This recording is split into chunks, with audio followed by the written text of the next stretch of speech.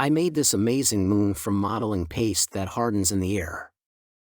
I started by carefully spreading the paste on the 6 mm thick plywood which I had prepared beforehand. I modeled the whole thing by hand and helped myself with various objects so as to get the best possible effect.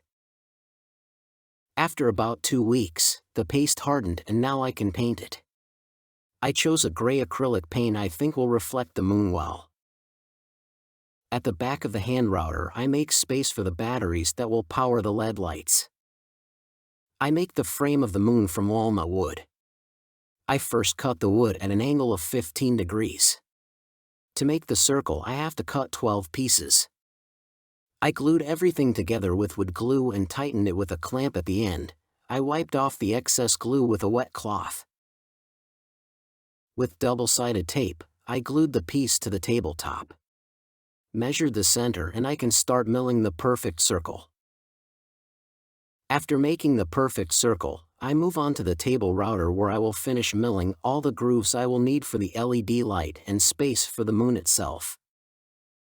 I make a hole for the wires.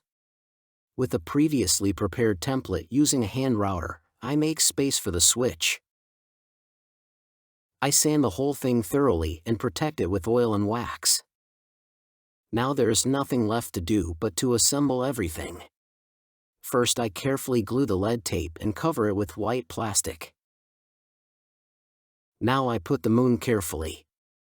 I lock it in several places with screws. I glue the battery box with hot glue and connect the wires to each other.